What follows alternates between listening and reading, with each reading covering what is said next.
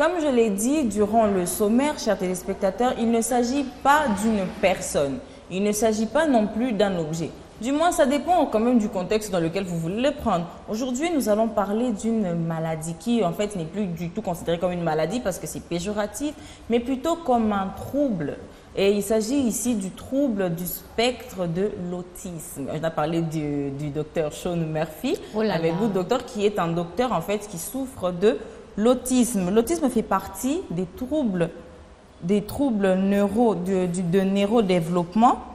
Du neurodéveloppement anciennement appelé trouble envahissant du développement. C'est-à-dire en fait que vous l'aurez compris, c'est un trouble de développement dans les neurones. C'est-à-dire pendant que le bébé, disons, est en train de se construire, tout ça, c'est vrai, tu comprends. Les neurones ont tendance à s'en mêler, à s'en mêler, à se mélanger, parfois même à ne pas exister.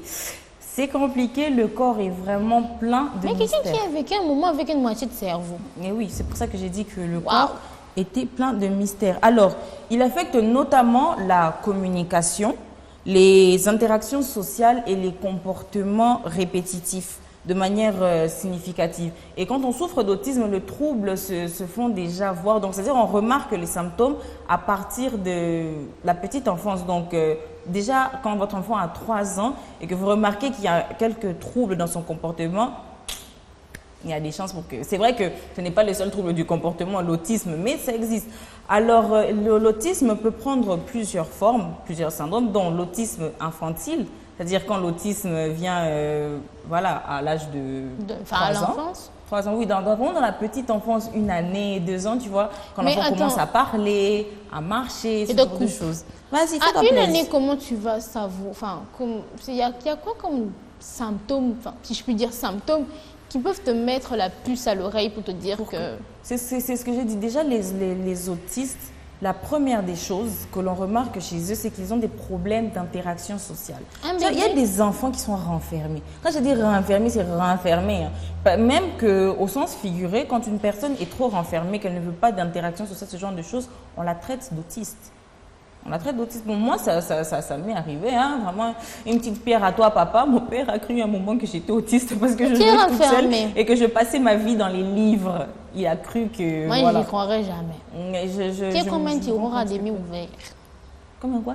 Un tiroir à demi ouvert. Ah, d'accord. Mon Dieu. Alors, comme je le disais, les spécialistes identifient différentes formes de ce trouble en fonction de l'âge d'apparition et des symptômes associés et de la présence éventuelle d'une cause génétique. De ce fait, il existe l'autisme infantile, donc l'autisme qui apparaît quand l'enfant est... Voilà.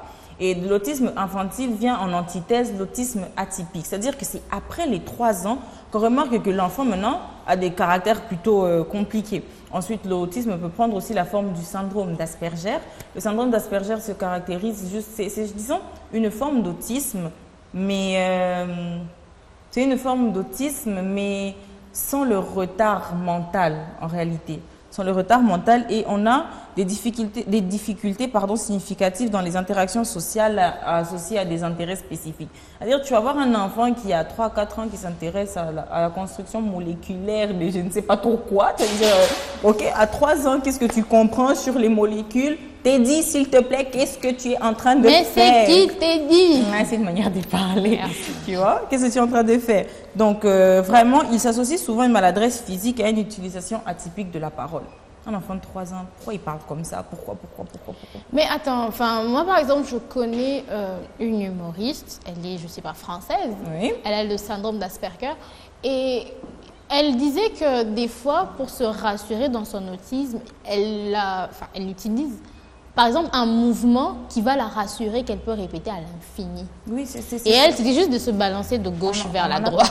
On en a parlé. C'est une manière pour eux de se rassurer. C'est vraiment un sentiment de sécurité parce que l'autisme peut mener à des comportements impulsifs, voire à de la mutilation. Parce qu'il y a des autismes qui, en réalité, sont même parfois associés à de la schizophrénie. Les troubles neurologiques, c'est incroyable.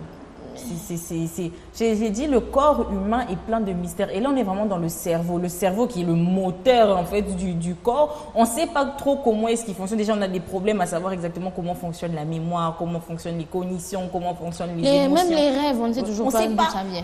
Ça me fait rire parce que j'avais pensé à un truc en mode, quand les gens ils disent il faut toujours, tous les rêves ont une explication. Bon, du coup, quand je rêve d'un requin qui crache du feu, il y a une explication à ça. Oui, ça vient de ton moi profond qui pense que, en fait, tu te ronges de l'intérieur. Du coup, J'aurais pu être psy, hein.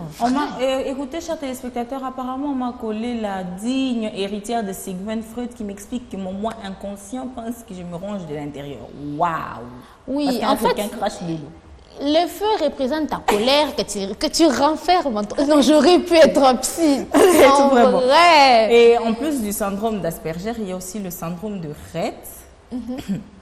Et quand tu ris, ça me fait peur. C'est une maladie, ça me fait mal en fait. C'est une maladie génétique qui est très rare et qui se manifeste plus chez la jeune fille et provoque un handicap mental et des atteintes motrices sévères. Et c'est tellement rare qu'en réalité, on ne sait même pas d'où ça vient. Il n'y a rien dessus. Tout ce qu'on sait, c'est ce que je viens de vous dire. Ça a quoi comme symptôme en fait pour... Un handicap, comment dire? Un handicap mental et des atteintes motrices sévères. Les motricité, bouger. J'ai bien compris, tu n'as pas besoin de faire ça. On dirait un petit chien qui nage. Donc c'est vraiment un enfant qui a du mal à bouger, qui ne parle pas, qui ne marche pas correctement, qui ne marche pas droit, ce genre de choses. Waouh. C'est terrible. Ensuite, il y a les troubles désintégratifs de l'enfant. Ça, c'est pour moi vraiment le pire des troubles parce que c'est une perte clinique qui survient dans différents domaines où l'enfant avait déjà acquis des conséquences. C'est-à-dire que je suis là, j'ai 3, 4, 5 ans, je sais déjà dire papa, je sais déjà dire maman, je sais manger tout seul, je sais parler tout seul, je peux même me laver les mains. Et tu du perds jour tout au ça. lendemain, j'arrive plus à le faire. Du jour au lendemain, je n'y arrive plus. Même le simple mouvement de... C'est fini. Waouh.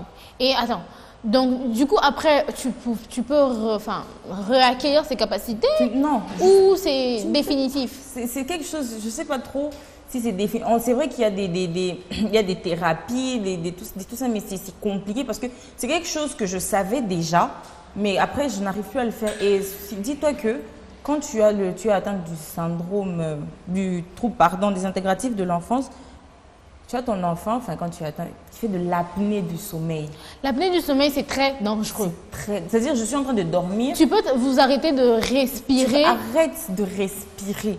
Dans ton sommeil. Vraiment, et vraiment. Pour ceux qui arrivent à se rendre compte, en sursaut, pour essayer de respirer, ça va. Mais il y a de ceux qui ne se rendent même pas compte qu'ils font de l'apnée du sommeil. C'est-à-dire qu'il n'y a même pas que les membres qui arrêtent de fonctionner, même les organes poumons, internes. Donc, je ne sais pas comment est-ce que vous réagissez, quelle souffrance pour un pauvre enfant. Wow. Mon Dieu. Du côté adulte, c'est encore accepté. C'est encore. Côté adulte, ça va. Le problème, on ne peut pas. Dis l'apnée du sommeil du côté adulte, tu peux peut-être te réglementer. Comme vous le savez, que je l'ai dit, il n'y a pas vraiment il n'y a pas de remède, il n'y a pas de médicaments, il n'y a rien. Seulement des thérapies, des gens qui doivent apprendre, tout ça. Donc c'est horrible. Et étant donné qu'en Afrique, il n'y a pas beaucoup de chiffres, on ne sait pas exactement ce que c'est. On a encore un certain tabou à côté vis-à-vis de l'autisme, de tous les troubles neurologiques même. Donc, on n'a aucune statistique, on n'a rien de précis. C'est ce qui est un peu Donc, c'est triste à peu près en ça. soi. Oui, c'est parce qu'il y a quand même des enfants autistes. Mais après, au Congo, on a quand même certaines écoles aussi. Oui, j'ai vu certaines écoles qui permettaient d'aider les enfants. Et j'aime bien quand ils disent que l'autisme n'est pas une maladie, mais une condition. Parce que quand même, on a le docteur Sean Murphy, même si c'est un personnage, il aime bien, qui a fini par devenir médecin. C'est les chirurgiens, il a une femme, il a des enfants et tout. Donc des enfants? C'est une condition. Je me suis arrêtée à quelle saison? Ah, tu te poses la question, hein? Merci beaucoup. Mais voilà, je pense qu'on a fini avec cette rubrique, Andrea. Oui, on a fini avec cette rubrique. Alors, chers téléspectateurs, qu'en pensez-vous? Que pensez-vous de l'autisme? Que pensez-vous des troubles neurologiques? N'est-ce pas une question sur laquelle il y a lieu de se pencher? Et il faudrait vraiment qu'on fasse quelque chose parce que ce n'est pas une maladie en soi, c'est un trouble, c'est une condition.